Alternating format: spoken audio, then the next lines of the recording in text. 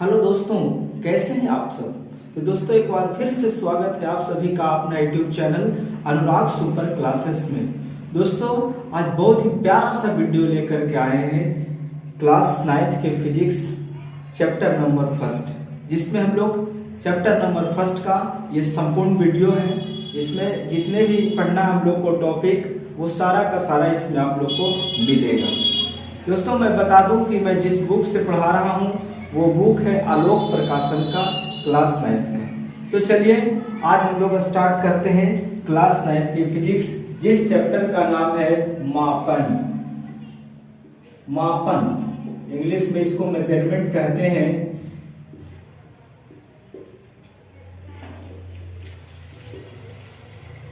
मापन दोस्तों, ये जो मापन है इस चैप्टर को स्टार्ट करने से पहले कुछ हम लोग विज्ञान के बारे में बात कर लेते हैं, क्योंकि जो फिजिक्स है वो विज्ञान का ही पार्ट है।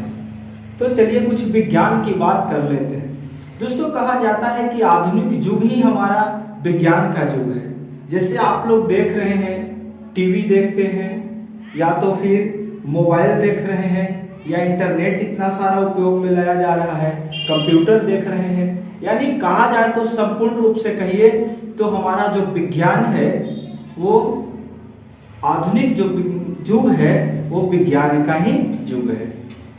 तो विज्ञान होता क्या है मेरे दोस्तों। कहा जाता है कि मनुष्य के अवलोकन एवं प्रयोगों से प्राप्त वास्तविक एवं क्रमबद्ध ज्ञान को ही विज्ञान कहा जाता है। मनुष्य के अवलोकन, मनुष्य ने किसी भी चीज के बारे में, किसी भी वस्तु के बारे में अवलोकन किया और उससे जो उस पर प्रयोग करना शुरू कर दिया और उससे जो वास्तविक यानी सिस्टमेटिक होना चाहिए, वास्तविक और क्रमबद्ध जो ज्ञान निकल करके आता है हम लोगों के लिए, वही विज्ञान होता है। विज्ञान को इंग्लिश में साइंस कहते हैं। विज्ञान को इंग्लिश में साइंस कहते हैं। साइंस जो लैटिन शब्द साइंटिया से लिया गया है, लैटिन शब्द साइंटिया से लिया गया है, जिसका अर्थ होता है जानकारी प्राप्त करना। जिसका अर्थ ये जो साइंस है ये लैटिन शब्द साइंटिया से लिया गया है ना। लैटिन शब्द साइंटिया से लिया गया है, जिसका अर्थ होता है जानकारी प्राप्त करना। दोस्तों साइंस को मुख्य रूप से दो भागों में बांटा गया है। साइंस को मुख्य रूप से दो भागों में बांटा गया है। एक फिजिकल साइंस होता है और एक बायोलॉजिकल साइंस होता है। फिजिकल साइंस जिसमें निर्जीव वस्तुओं का अध्ययन किया जाता है, और जो बायोलॉजिकल साइंस होता है उसमें सजीव वस्तुओं का अध्ययन किया जाता है। चलिए जितना हम लोग अभी सीखे उसको लिख लेते हैं और आप लोग भी मेरे साथ नोट करते चलिएगा, ठीक है। तो सबसे पहले विज्ञान लिख करके, यानी इंग्लिश में इसको साइंस कहते हैं। विज्ञान क्या होता है तो मनुष्य के अवलोकन,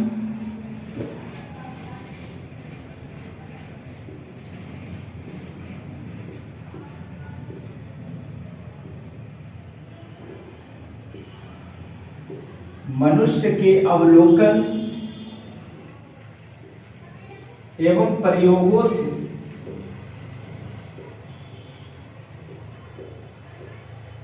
प्राप्त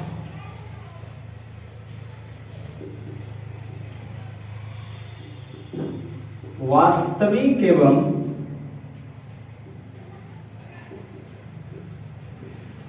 क्रमबद्ध ज्ञान को ही विज्ञान कहा जाता है। मनुष्य के अवलोकन एवं प्रयोगों से प्राप्त वास्तविक एवं क्रमबद्ध ज्ञान को ही विज्ञान कहा जाता है। चलिए, तो मनुष्य के अवलोकन एवं प्रयोगों से प्राप्त वास्तविक एवं क्रमबद्ध ज्ञान को ही क्या कहा जाता है? विज्ञान कहा जाता है। दोस्तों, विज्ञान को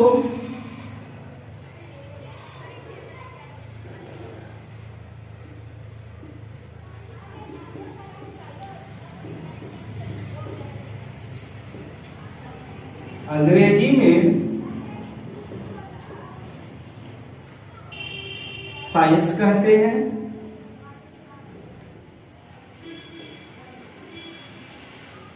जो लैटिन शब्द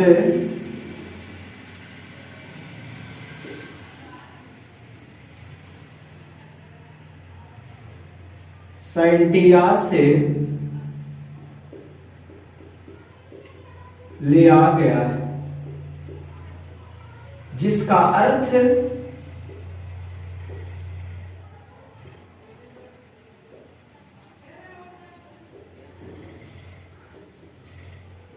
जानकारी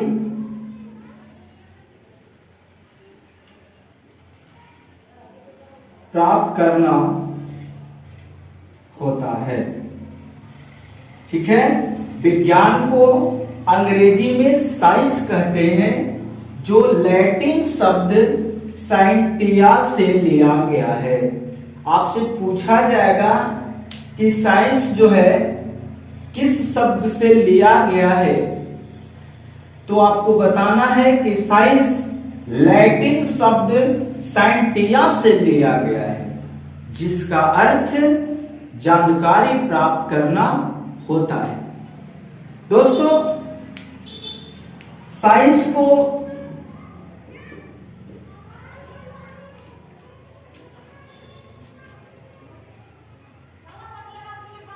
सुविधा अनुसार दो शाखाओं में बांटा गया है। आप लोग लिखिएगा, साइंस को दो शाखाओं में बांटा गया है। पहला होता है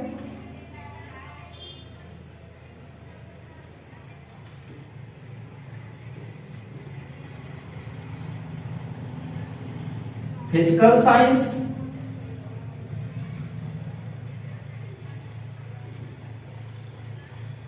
दूसरा होता है बायोलॉजिकल साइंस। ठीक है, पहला होता है फिजिकल साइंस, दूसरा होता है बायोलॉजिकल साइंस। अब ये फिजिकल साइंस क्या होता है, बायोलॉजिकल साइंस क्या होता है? तो दोस्तों, फिजिकल साइंस में विज्ञान की वैसी शाखा जिसमें निर्जीव वस्तुओं का विस्तार पूर्वक अध्ययन किया जाता है, उसे फिजिकल साइंस कहते हैं। और विज्ञान की वैसी शाखा जिसमें सजीव वस्तुओं का विस्तार पूर्वक अध्ययन किया जाता है, उसे बायोलॉजिकल साइंस कहते हैं। फिजिकल साइंस में फिजिक्स आता है, जिसको हम लोग भौतिकी कहते हैं, रसायन शास्त्र आता है, बायोलॉजिकल साइंस में आपका प्राणी शास्त्र आता है, वनस्पति शास्त्र आता है। ये सब आप लोग को फिजिकल और बायोलॉजिकल साइंस में आता है। तो चलिए इस सब के बारे में भी लिख लेते हैं, ये क्या होता है। आप लोग नोट कर लीजिएगा इसको, ताकि फिर कोई परेशानी ना हो।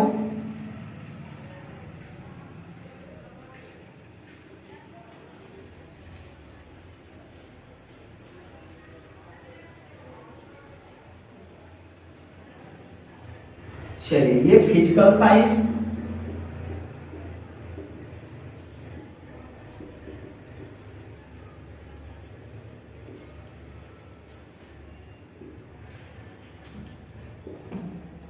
विज्ञान की वह शाखा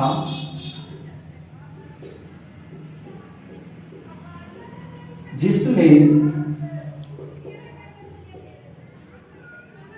निर्जीव वस्तुओं का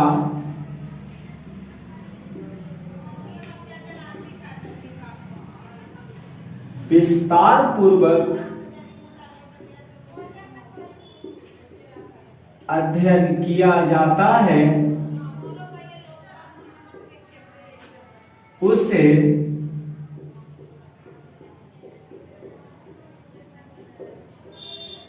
फिजिकल साइंस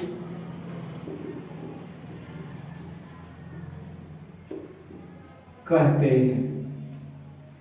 जैसे एग्जाम्पल में ले लीजिए, ये आपका फिजिक्स हो गया, केमिस्ट्री हो गया, चलिए ईटीसी कर लीजिए। और होता है जैसे मान लीजिए ये खगोल शास्त्र हो गया, ज्योतिष शास्त्र भी आता है ना, ये सब भी आप लोग एग्जाम्पल में ले सकते हैं। उसके बाद बायोलॉजिकल साइंस,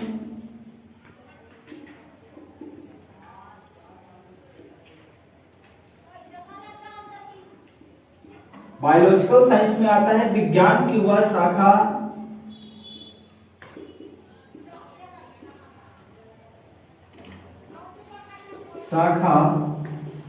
जिसमें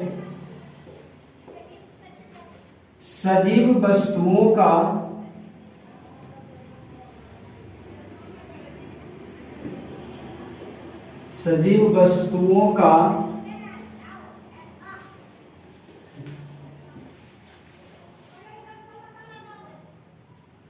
विस्तार पूर्वक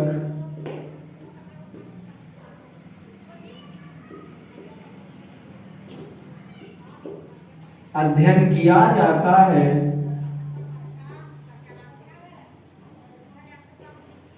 उसे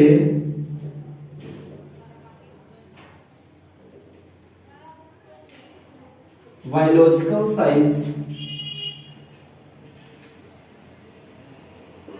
कहते हैं।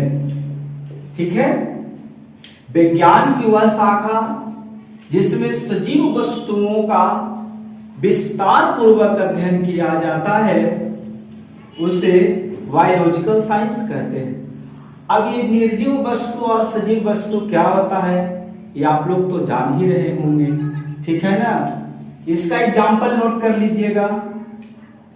जैसे इसमें होता है जूलॉजी, चलिए हिंदी में बोल देते हैं। एक मान लीजिए ये हो गया वनस्पति शास्त्र,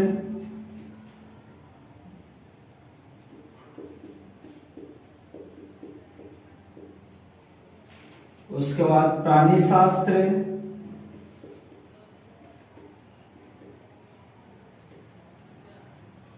ठीक है, इत्यादि। बॉटनी इसको इंग्लिश में बोलते हैं, इसको जूलॉजी बोलते हैं। ठीक है ना, तो हम लोग साइंस के बारे में जाने कि साइंस दो प्रकार के होता है। ठीक है, पहला फिजिकल साइंस और दूसरा है जो बायोलॉजिकल साइंस होता है। अब हम लोग फिजिक्स पढ़ रहे हैं तो आप लोग को जानकारी हो गया होगा कि फिजिक्स हम लोग को किसके अंतर्गत पढ़ना होता है। तो आप लोग बता दीजिएगा है ना कि जो फिजिक्स है हम लोग को फिजिकल साइंस के अंतर्गत पढ़ना होता है। जो बायोलॉजी पढ़ते हैं वो बायोलॉजिकल साइंस के अंतर्गत पढ़ना होता है। जो केमिस्ट्री पढ़ते हैं, केमिस्ट्री भी हम लोग को फिजिकल साइंस के अंतर्गत ही पढ़ना आता है। ठीक है, तो फिजिक्स ये जो साइंस हो गया, साइंस का कितने प्रकार, दो प्रकार, फिजिकल साइंस और बायोलॉजिकल साइंस। चलिए अब यहां से हम लोग स्टार्ट करते हैं फिजिक्स के बारे में जानकारी। कुछ फिजिक्स यानी हिंदी में उसको भौतिकी कहते हैं। तो भौतिकी होता क्या है जिसके बारे में हम लोग जानकारी लेते हैं। क्लास 9 के जितने भी बच्चे हैं ज्यादा से ज्यादा इस चैनल को सब्सक्राइब कीजिए, शेयर कीजिए, ताकि और सारे बच्चे इस चैनल पे जुड़े और इसका लाभ लें। मैं इस चैनल के माध्यम से बच्चों को बता दूं कि जितने भी फिजिक्स है आप लोग को पढ़ना इतना आसान बना दूंगा कि आप लोग भी कहिएगा कि हाँ फिजिक्स तो बहुत आसान बना कर रख दिए सर। ऐसे आप लोग को लग रहा होगा कि ये फिजिक्स बहुत टफ चीज़ है, लेकिन फिजिक्स एकदम आसान चीज़ है। तो आप लोग इस चैनल पे और सारे सदस्य को जोड़िए, ठीक है, और उन लोग भी इसका लाभ लें। आप जान लीजिए इतना जानकारी आपको रखना है, सबसे पहले अगर पढ़ने के लिए फिजिक्स स्टार्ट कहीं भी आप पढ़ते हैं स्टार्ट कीजिएगा। अगर कोई आपसे फिजिक्स का बात करना शुरू कर दे तो आप हिचक बोलिएगा यार फिजिक्स किसके अंतर्गत पढ़ना होता है, मुझे ये भी जानकारी है ना। तो आप लोग एकदम फिजिक्स का जैसे ही नाम लेगा वो तो साइंस से आप लोग चले आइएगा कि तुम बताओ ना साइंस क्या होता है, साइंस का कितने प्रकार होते हैं, ये सब सारा कुछ। तो चलिए अब हम लोग पढ़ते हैं भौतिकी के बारे में कि भौतिकी क्या होता है। दोस्तों ये जो भौतिकी है, भौतिकी आपका इंग्लिश में इसको हम लोग फिजिक्स कहते हैं, जो फ्यूसिस शब्द से लिया गया है। कौन सा शब्द से? फ्यूसिस शब्द से लिया गया है। फ्यूसिस शब्द जिसका अर्थ होता है प्रकृति, जिसका अर्थ क्या होता है? प्रकृति होता है। तो चलिए हम लोग अब फिजिक्स के बारे में जानते हैं कि फिजिक्स क्या होता है। तो अब देखिए हम लोग पढ़ेंगे भौतिकी। भौतिकी क्या होता है? दोस्तों कहा जाता है कि प्रकृति एवं प्रकृति में घटने वाली विभिन्न घटनाओं का अध्ययन विज्ञान के जिस शाखा में की जाती है उसे भौतिकी कहते हैं। ठीक है, इसको नोट करते चलिएगा। प्रकृति एवं प्राकृतिक में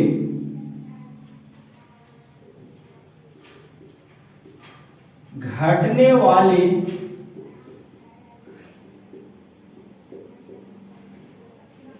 विभिन्न प्रकार के घटनाओं का अध्ययन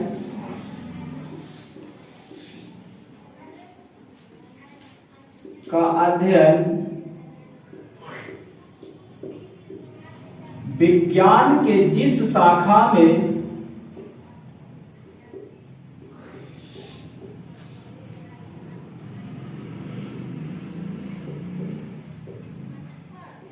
की जाती है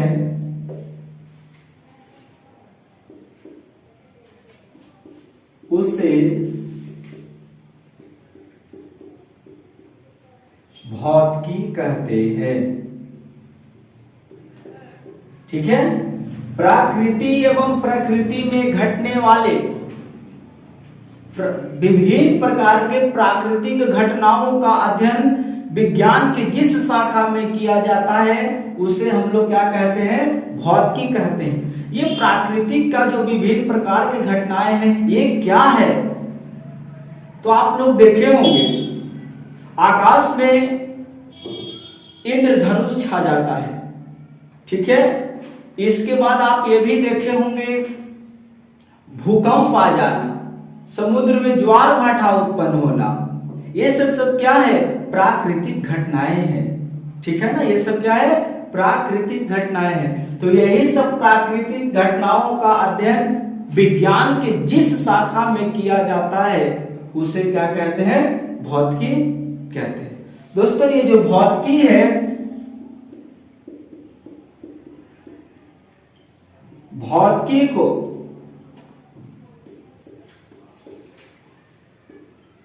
अंग्रेजी में फिजिक्स कहते हैं। जो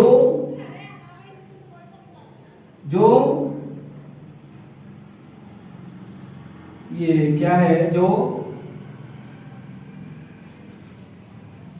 भौतिकी को अंग्रेजी में फिजिक्स कहते हैं। जो ग्रीक शब्द, ये ग्रीक शब्द है, जो ग्रीक शब्द फ्यूसिस से लिया गया है।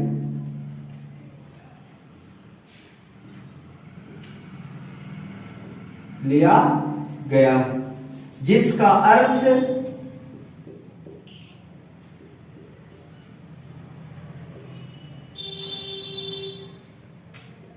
प्रकृति होता है। जिसका अर्थ क्या होता है? प्रकृति होता है। ठीक है। भौतिकी को अंग्रेजी में फिजिक्स कहते हैं, जो ग्रीक शब्द फ्यूसिस से लिया गया है, जिसका अर्थ प्रकृति होता है। तो अब आप लोग समझ रहे होंगे कि फिजिक्स क्या है। तो कोई भी पूछेगा तो आप लोग एकदम बेहिचक बताइएगा। पूछ देगा कोई आदमी या कोई पूछ देंगे कि ये भौतिकी क्या होता है, तो आप लोग बताइएगा कि प्रकृति एवं प्रकृति में घटने वाली विभिन्न प्रकार के घटनाओं का अध्ययन विज्ञान के जिस शाखा में किया जाता है उसे भौतिकी कहते हैं, ठीक है। और उसके बाद भौतिकी को अंग्रेजी में फिजिक्स कहते हैं, जो ग्रीक शब्द, कौन सा शब्द? ग्रीक शब्द, जो ग्रीक शब्द फ्यूसिस से लिया गया है, जिसका अर्थ क्या होता है? प्रकृति होता है। इसका अर्थ प्रकृति होता है।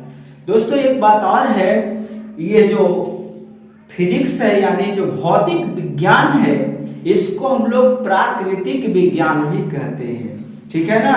यानी भौतिक, ये भौतिक विज्ञान को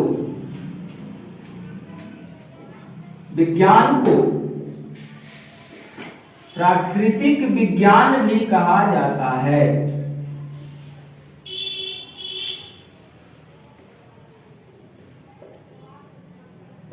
ठीक है। भौतिक विज्ञान को प्राकृतिक विज्ञान भी कहा जाता है ना। यानी नेचुरल साइंस भी इसको कहते हैं, ठीक है। फिजिक्स को नेचुरल साइंस भी कहा जाता है।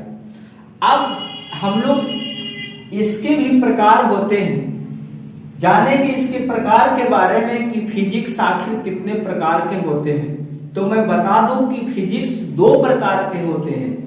ये आप लोग को अभी पढ़ना नहीं है, जब आप लोग जाइएगा ऊपर क्लास में तो इसका जानकारी मिलेगा। लेकिन सिर्फ इतना जान लीजिए कि ये जो फिजिक्स है ये भी 2 प्रकार के होते हैं। 2 प्रकार का होता है ये फिजिक्स। जैसे पहला अगर लिखा जाए तो ये पहला होता है चिरसम्मत फिजिक्स, यानी क्लासिकल होता है इसका, है ना, क्लासिकल फिजिक्स।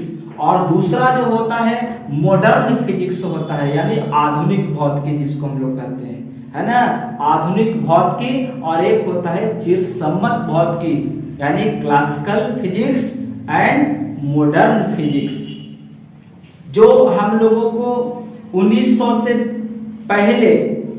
के पहले जितने भी नियम सिद्धांतों का प्रतिपादन हुआ, वो सब जितना पढ़ते हैं वो आता है क्लासिकल फिजिक्स में आता है, यानी चिरसम्मत भौतिकी में आता है। और जो ये मॉडर्न फिजिक्स है उसमें हम लोग 1900 के बाद वाले जितने भी पढ़ते हैं, नियम हो गया, सिद्धांत हो गया, ये सब जितना भी पढ़ते हैं 1900 के बाद वाला, ये सब हम लोग को आता है आधुनिक भौतिकी में। और आधुनिक भौतिकी का जो जनक है अल्बर्ट आइंस्टाइन को कहा जाता है, ठीक है ना। आप लोग से कोई पूछा जाए, पूछे कोई, तो आप बताइएगा कि जो आधुनिक भौतिकी है उसका जो जनक कहिए, पितामह कहिए, ठीक है, वो अल्बर्ट आइंस्टीन को कहा जाता है। और जो चिरसम्मत भौतिकी है उसका जनक न्यूटन को कहा जाता है, ठीक है। तो चलिए अब हम लोग पढ़ेंगे भौतिक राशि के बारे में। दोस्तों एक चीज और बता दूं, इसका ना संबंध जो है ये फिजिक्स का संबंध और दूसरे विषय से भी होता है। जैसे यानी भौतिकी का संबंध रसायन शास्त्र से भी है, भौतिकी का संबंध गणित से भी है, भौतिकी का संबंध खगोल शास्त्र से भी है। इस प्रकार और विषयों से भी इसका संबंध होता है। इसका भी मैं एक वीडियो बना करके आपको लोग को दूंगा, ठीक है। लेकिन अब हम लोग जो पढ़ेंगे भौतिक राशि के बारे में पढ़ेंगे कि भौतिक राशि क्या होता है, ठीक है। तो चलिए पढ़ते हैं भौतिक राशि के बारे में।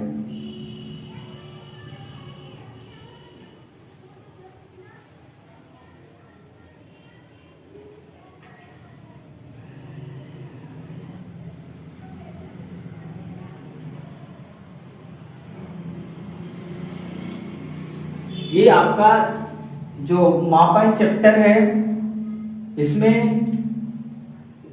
हम लोग अब पहुंचे भौतिक राशि कि भौतिक राशि क्या है।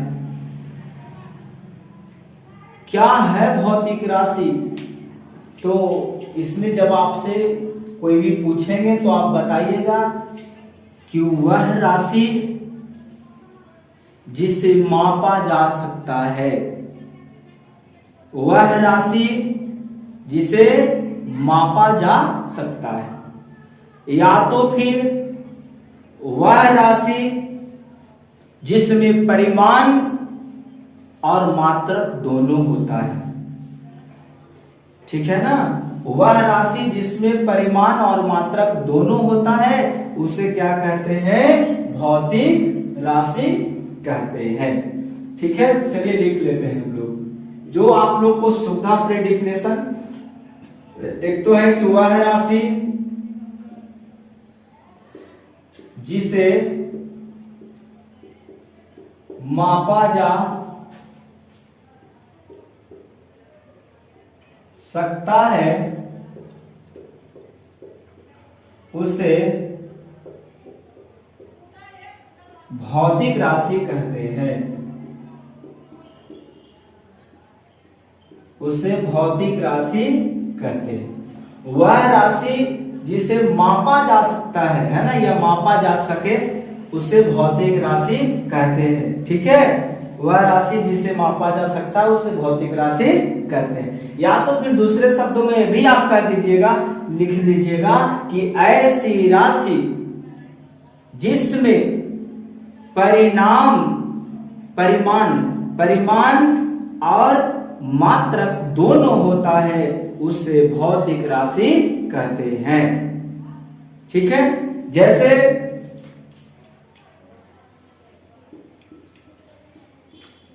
लंबाई,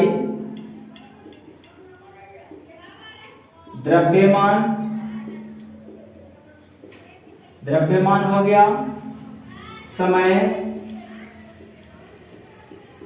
ताप,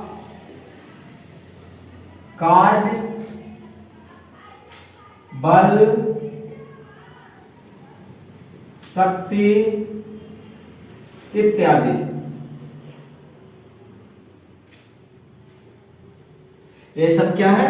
भौतिक राशि है, जिसे क्या करेंगे? माप सकते हैं हम लोग। अब देखिए हम लोग पढ़ते हैं मात्रक के बारे में कि मात्रक क्या होता है। इसमें क्या कहा कि वह राशि जिसे मापा जा सकता है उसे भौतिक राशि कहते हैं। लेकिन मापने का भी तो कोई सिस्टम होना चाहिए। किस चीज से भौतिक राशियों को मापेंगे, है ना ये सवाल। जैसे आपने कोई भी ले लीजिए, जैसे आलू ले लीजिए या तो फिर कोई भी वस्तु ले लीजिए, अब उसको मापना हो तो क्या चीज से मापेंगे, है ना बात। तो मापने के लिए, भौतिक राशि को मापने के लिए जिसका उपयोग किया जाता है उसे ही मात्रक कहते हैं। ठीक है, भौतिक राशियों को मापने के लिए जिसका उपयोग किया जाता है उसे मात्रक कहते हैं। तो चलिए मात्रक लिख लेते हैं कि मात्रक क्या होता है। इसको हम लोग इकाई भी कहते हैं, मात्रक या इकाई। ठीक है, मात्रक या इकाई। इंग्लिश में इसको हम लोग यूनिट कहते हैं। क्या कहते हैं? यूनिट। तो चलिए कहता है कि ऐसा मानक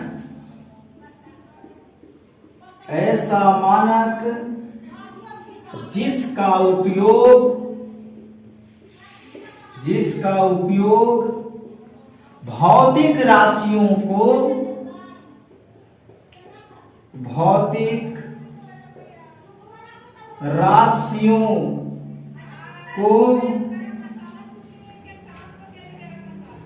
मापने के लिए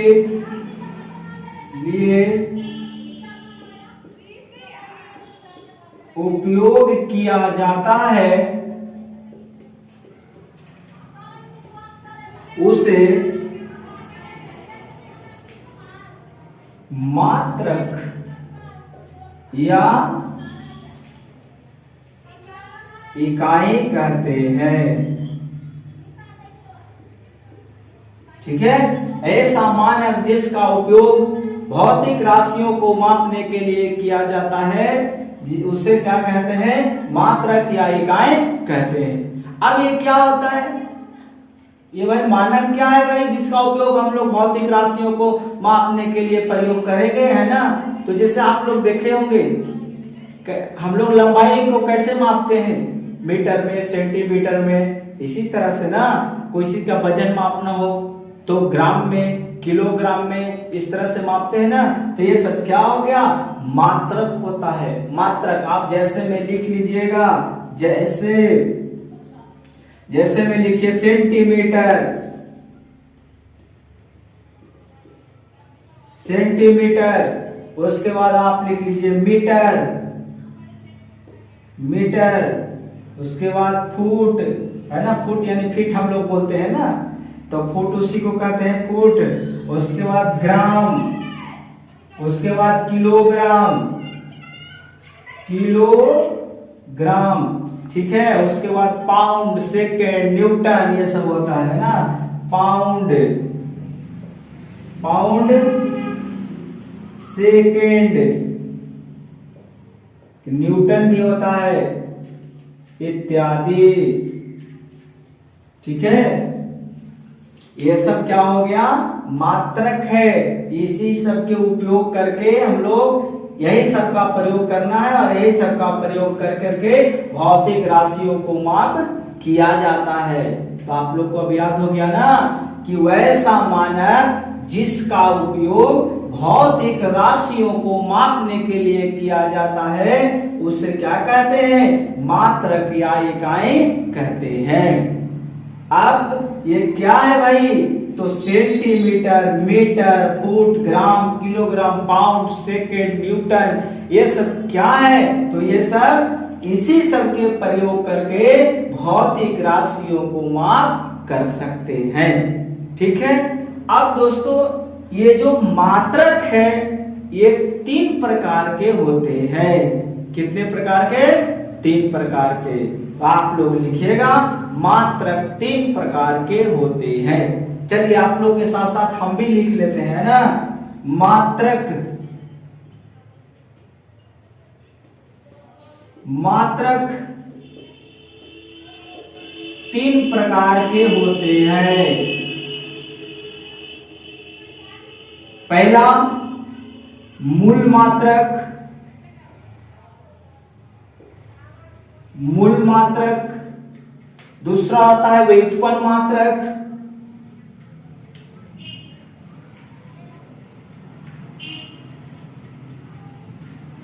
और ये तीसरा होता है सहायक मात्रक।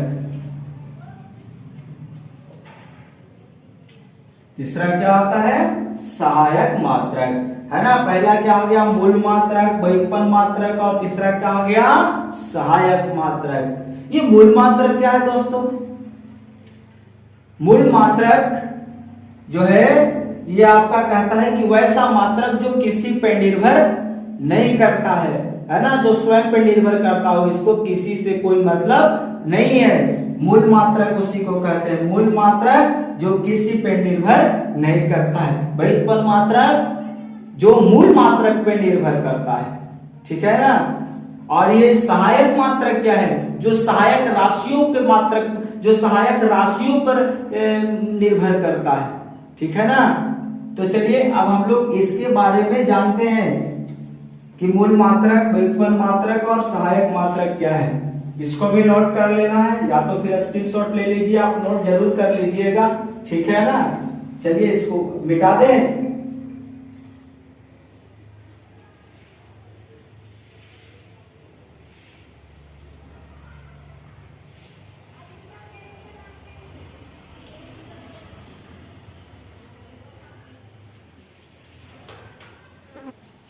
ठीक है ना। पहला है मूल मात्रक। मूल मात्रक क्या होता है? ठीक है, कहता है कि ऐसा मात्रक जो किसी अन्य मात्रक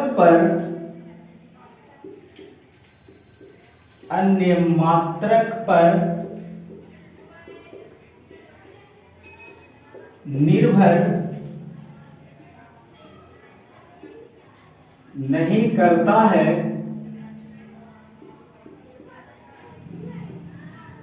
उसे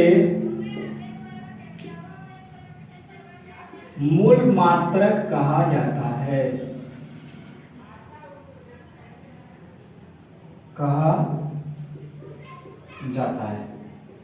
ठीक है, ऐसा मात्रक जो किसी अन्य मात्रक पर निर्भर नहीं करता है उसे मूल मात्रक कहते हैं या मूल मात्रक कहा जाता है। इसे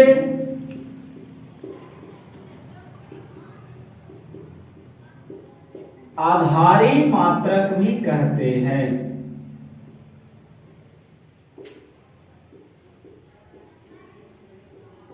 ठीक है ना, इसे आधारी मात्रक भी कहते हैं। एक चीज देख लीजिएगा कि अगर आप लोग से कोई मूल मात्रक न पूछ करके आधारी मात्रक पूछ दे, ठीक है, तो आधारी मात्रक का भी यही सेम डेफिनेशन होगा, क्योंकि मूल मात्रक को आधारी मात्रक कहते हैं, है ना। तो यानी कि ऐसा मात्रक जो किसी अन्य मात्रक पर निर्भर नहीं करता है उसे मूल मात्रक कहते हैं। ठीक है दोस्तों, ये जो मूल मात्रक है, ये मूल राशियां जो होते हैं, मूल राशियों की संख्या 7 होते हैं। याद रखिएगा कि जो मूल राशि होते हैं उसकी संख्या 7 होता है। कितना? 7। तो लंबाई हो गया,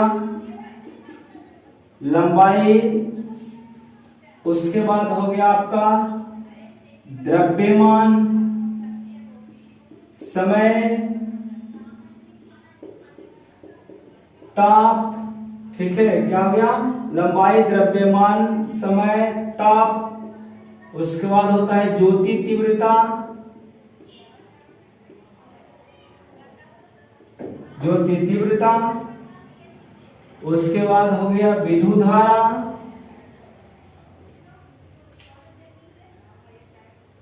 विद्युत धारा।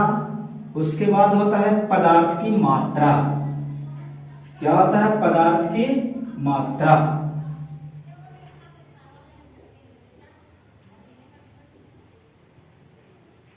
ठीक है, पदार्थ की मात्रा। ये सब ना दोस्तों सारा इसका ऐसा ही मात्रक होता है, सारा का ऐसा ही मात्रक होता है। ठीक है, जैसे लंबाई हो गया, तो लंबाई का जो ऐसा जो मात्रक होता है लंबाई का, ये लंबाई का जो मात्रक हो गया वो मीटर हो गया। ठीक है, क्या हो गया? मीटर हो गया। द्रव्यमान का किलोग्राम, समय का होता है सेकंड, ताप का होता है केल्विन, ज्योति तीव्रता का क्या हो गया? ज्योति तीव्रता का कैंडेला होता है, विद्युत धारा का एम्पियर, पदार्थ की मात्रा का मोल होता है। ठीक है ना, ये सब चीज हम लोग आगे लिखेंगे भी। ठीक है, फिलहाल इतना जान लेना है। ये सब आपका मूल राशि है और यही सब मूल राशियों के जिसके द्वारा मापा जाता है, यही सब मूल राशियों को वो क्या हो गया? मूल मात्रक कहलाता है। तो मूल मात्रक भी आप लोग को याद रखना है, कितने होंगे? अब 7 होंगे, क्योंकि आपका जो मूल राशि कितना होता है? 7 होता है। ठीक है ना, एकदम दिमाग में इसको एडजस्ट कर लेना है कहीं पे कि मूल राशियों की संख्या 7 होता है, इसीलिए मूल मात्रक भी कितने होंगे? 7 होंगे।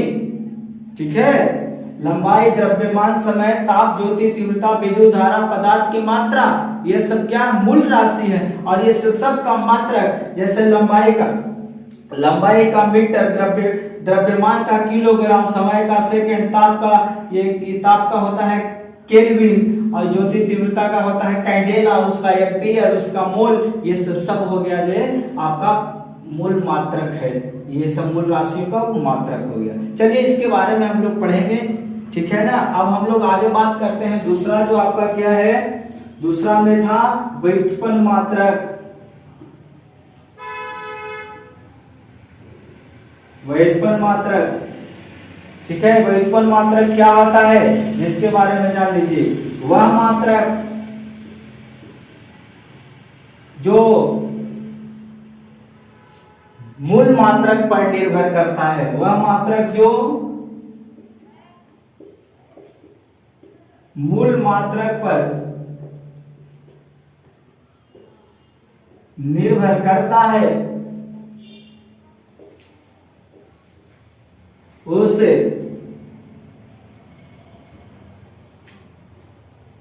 व्युत्पन्न मात्रक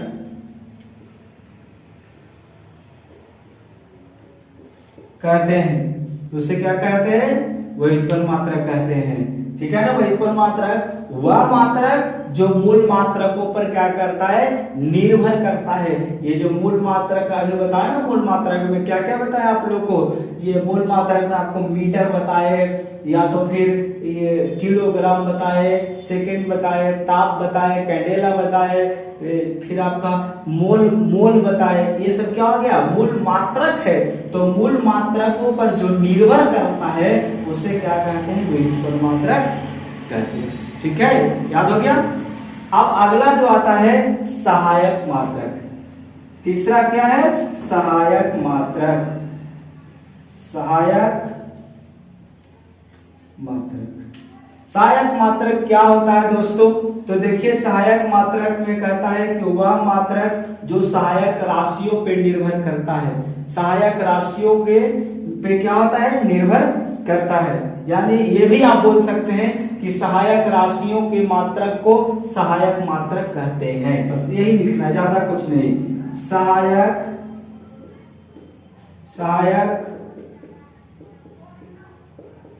राशियों के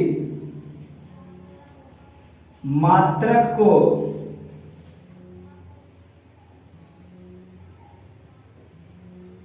सहायक मात्रक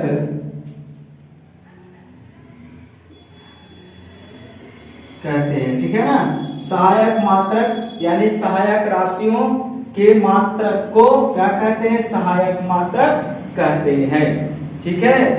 तो ये आशा करते हैं कि ये सब आप लोग समझ रहे होंगे। आपका मापन जो चैप्टर है उसमें सबसे पहला पॉइंट स्टार्ट होता है आपका ये सब साइंस के बाद जानकारी लेने के बाद में ये सबसे पहला चैप्टर जो पहला टॉपिक स्टार्ट होता है वो था भौतिक राशि। भौतिक राशि वो भी हम लोग सीखे कि जिसको मापा जा सकता है उसको भौतिक राशि कहते हैं। अब मापने के लिए भी भाई किसी न किसी चीज की आवश्यकता होगी, तो मापने के लिए आप लोग के पास एक मानक का आवश्यकता हुआ जिसको हम लोग मात्रक कहते हैं ना।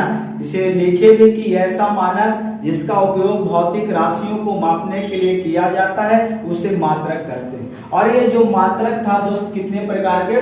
3 प्रकार के होता है। कितने? 3 प्रकार के। मूल मात्रक, व्युत्पन्न मात्रक और सहायक मात्रक। मूल मात्रक क्या हो गया? मूल मात्रक जो किसी पर निर्भर नहीं करता है। ठीक है। और जो व्युत्पन्न मात्रक जो मूल मात्रक पर निर्भर करता है। और ये सहायक मात्रक क्या हो गया? जो सहायक राशियों के मात्रक पे क्या करता है? सहायक राशियों पे निर्भर करता है। ठीक है। तो अब आप लोग को समझ गए होंगे। चलिए अब अगला हम लोग बात करेंगे कुछ प्रणाली के बारे में। ठीक है ना। कुछ प्रणाली के बारे में पढ़ लेते हैं कि प्रणाली होता क्या है। ठीक है। पहला प्रणाली है फुट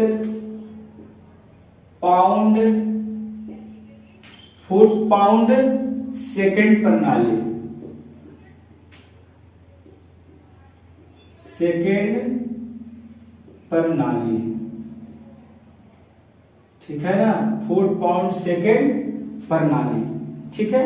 अब ये फुट पाउंड सेकंड प्रणाली मतलब क्या है सर जी? तो देखिए फुट पाउंड सेकंड प्रणाली होता क्या है? ये ना दोस्तों ब्रिटिश प्रणाली है। कहाँ का प्रणाली है ये? ब्रिटिश का प्रणाली है।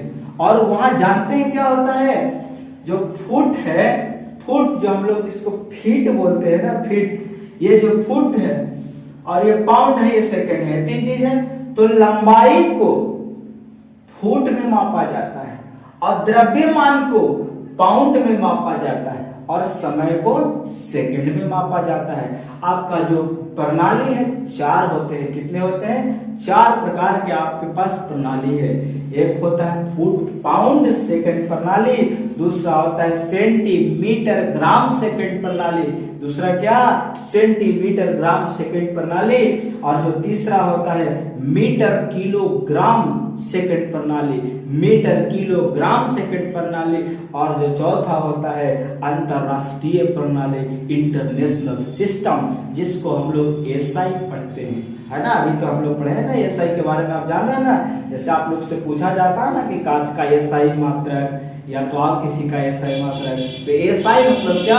अंतरराष्ट्रीय प्रणाली, इंटरनेशनल सिस्टम। तो चलिए ये फुट पाउंड सेकंड प्रणाली है, इसके बारे में लिख लेते हैं, है ना।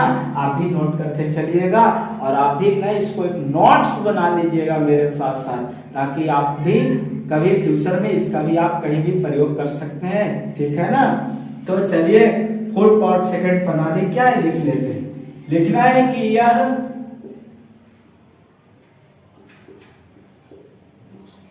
ब्रिटिश प्रणाली है, या ब्रिटिश क्या है? यह ब्रिटिश प्रणाली है। इसमें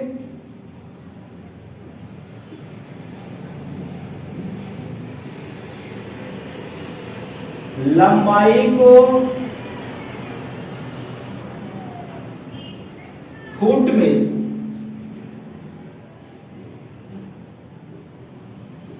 द्रव्यमान को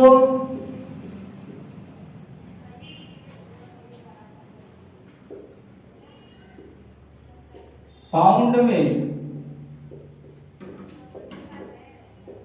तथा समय को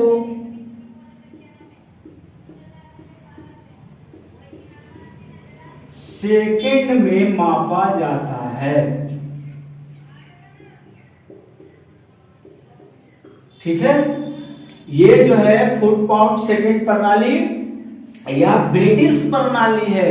कहां का है? ब्रिटिश प्रणाली है। इसमें लंबाई को फुट में, द्रव्यमान को पाउंड में तथा समय को सेकंड में मापा जाता है। ठीक है, अब जो दूसरा होता है सेंटीमीटर ग्राम, जो है सेंटीमीटर ग्राम सेकंड प्रणाली, तो लिख लीजिएगा दूसरा सेंटीमीटर ग्राम सेकंड प्रणाली। ठीक है, सेंटीमीटर ग्राम सेकंड प्रणाली। ये जो फुट पाउंड सेकंड प्रणाली था, इसको संक्षेप में लिख लीजिएगा आप लोग, कि इसे संक्षेप में FPS सिस्टम, है ना, SPS सिस्टम कहा जाता है। किसको? फुट पाउंड सेकंड प्रणाली को। फुट पाउंड सेकंड प्रणाली को इंग्लिश में सिस्टम कहते हैं। तो ये हो गया फुट पाउंड सेकंड प्रणाली, ठीक है ना। अब आता है सेंटीमीटर ग्राम सेकंड प्रणाली। सेंटीमीटर ग्राम सेकंड जो प्रणाली है दोस्तों, ये फ्रांसीसी प्रणाली है। कहाँ का प्रणाली है? फ्रांस का प्रणाली है। लिखिएगा आप लोग कि यह फ्रांसीसी प्रणाली है, यह फ्रांसीसी प्रणाली है। ठीक है, यह फ्रांसीसी प्रणाली है। इस प्रणाली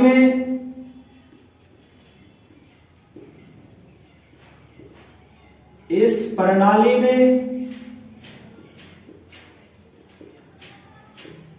लंबाई को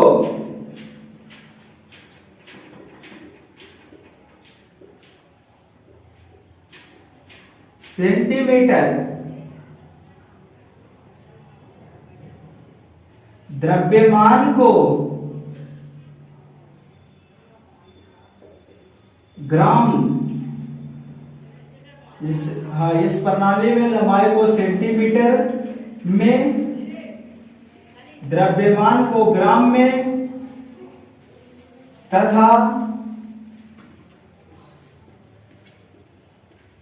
समय को सेकंड में मापा जाता है, मापा जाता है। ठीक है, सेंटीमीटर ग्राम सेकंड प्रणाली।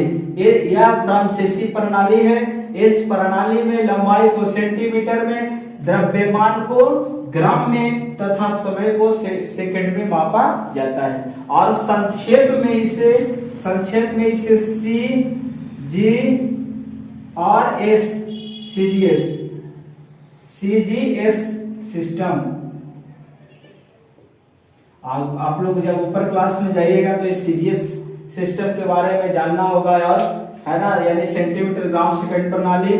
तो ये कहाँ का प्रणाली है? फ्रांसीसी प्रणाली है। इस प्रणाली में लंबाई को सेंटीमीटर में, द्रव्यमान को ग्राम में तथा समय को सेकंड में मापा जाता है।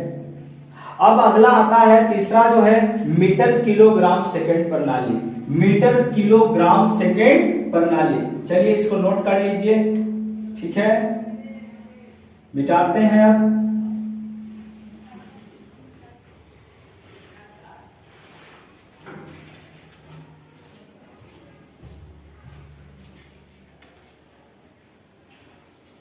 ये जो तीसरा है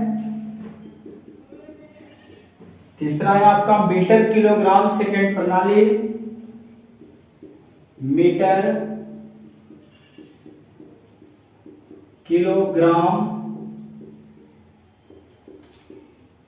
सेकंड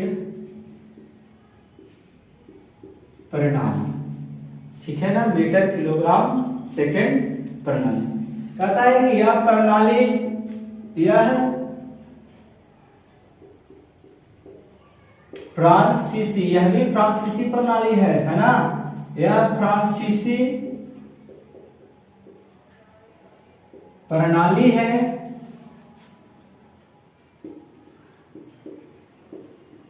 इस प्रणाली में लंबाई को मीटर में,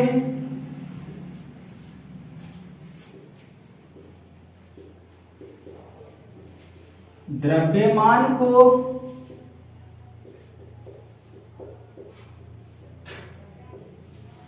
किलोग्राम में तथा समय को सेकंड में मापा जाता है, ठीक है। ये जो मीटर किलोग्राम सेकंड प्रणाली है, यह फ्रांसीसी प्रणाली है।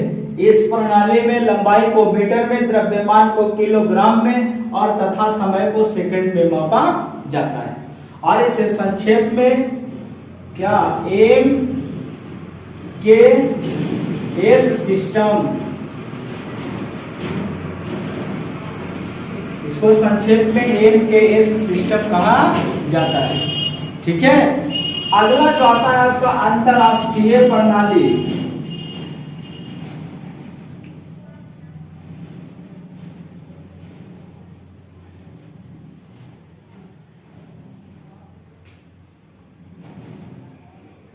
अंतरराष्ट्रीय प्रणाली, अंतरराष्ट्रीय प्रणाली क्या होता है दोस्तों? इस प्रणाली के बारे में एक चीज जान लीजिए। ये जो अंतरराष्ट्रीय प्रणाली है, यह भी फ्रांसीसी प्रणाली है ना, यह भी क्या है, फ्रांसीसी प्रणाली है।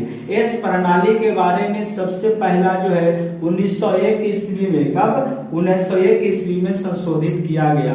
1901 ईस्वी में एक गियोरगी नाम के भौतिज्ञ थे, गियोरगी ने ही 1901 ईस्वी में इसके बारे में बताया था। लेकिन 1901 के बाद इसे 1901 में इसे लागू नहीं किया गया, ठीक है ना, ऐसा जान लीजिए। जब इसको अंतरराष्ट्रीय प्रणाली को, ये कहाँ का प्रणाली है, फ्रांसीसी प्रणाली है। इस प्रणाली के बारे में सबसे पहले 1901 ईस्वी में गियोरगी, ये क्या थे, एक भौतिज्ञ थे। तो गियोरगी ने 1901 ईस्वी में इस प्रणाली के बारे में बताया। लेकिन ये प्रणाली जो है उस समय लागू नहीं किया गया था। ये जो प्रणाली है 1971 ईस्वी में लागू किया गया, यानी 70 साल के बाद 70 वर्ष है, 70 वर्ष के बाद यह प्रणाली को लागू किया गया था।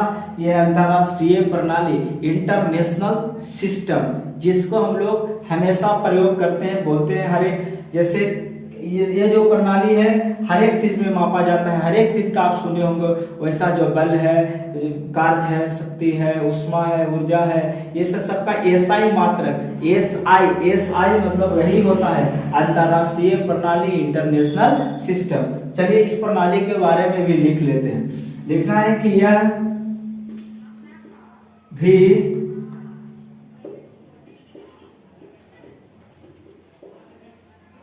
फ्रांसीसी प्रणाली है। यह भी क्या है? फ्रांसीसी प्रणाली है। यह प्रणाली, यह भी क्या है? यह भी फ्रांसीसी प्रणाली है। इस प्रणाली का देखिएगा इस तरह से कि इस प्रणाली का प्रस्ताव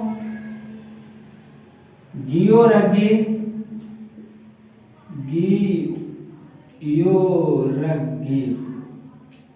ठीक है, क्या हो गया ये? गियोरगी। इस प्रणाली का प्रस्ताव गियोरगी ने 1901 ईस्वी में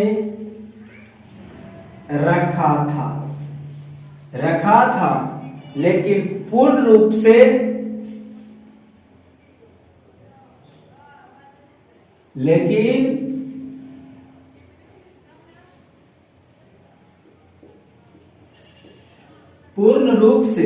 है ना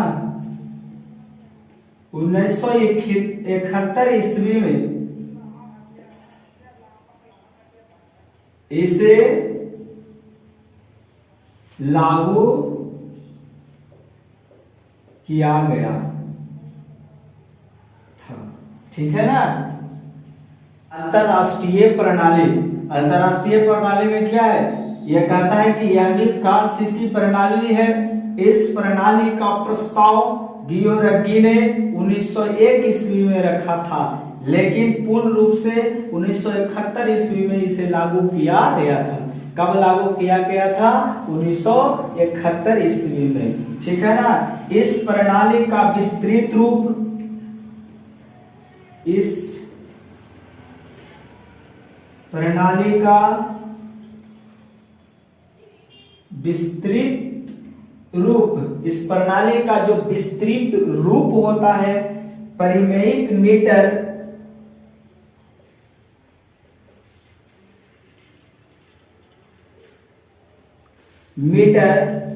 किलोग्राम सेकेंड एम्पियर प्रणाली होता है। परिमेयिक मीटर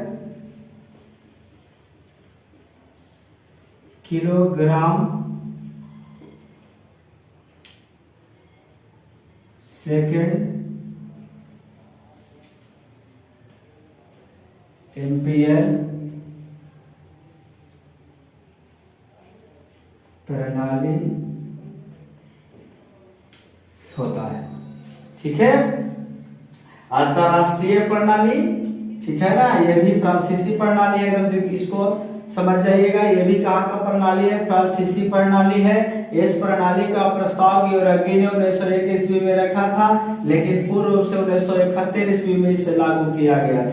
इस प्रणाली का विस्तृत जो रूप है परिमेयिक मीटर किलोग्राम, यहां से याद रखना है, मीटर किलोग्राम सेकेंड एम्पियर प्रणाली होता है। इसका जो विस्तृत रूप होता है परिमेयिक मीटर किलोग्राम सेकेंड प्रणाली होता है। तो दोस्तों हम लोग ये प्रणाली के बारे में पढ़े, जिसमें पढ़े 4 प्रकार के प्रणाली होते हैं। कितने प्रकार के?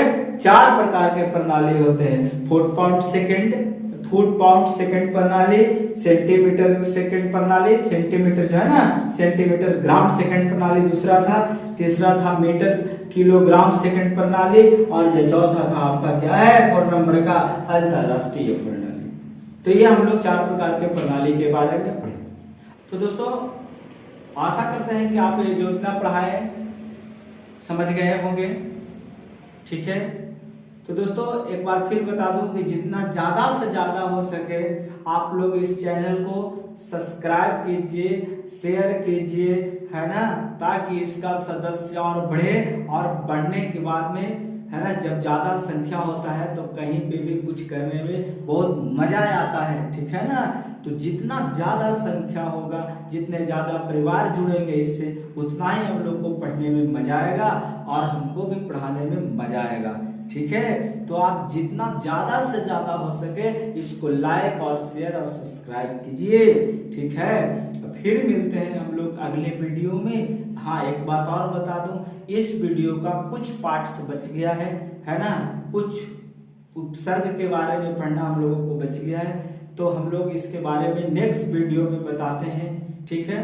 तब तक के लिए हम चलते हैं। जय हिंद, जय भारत।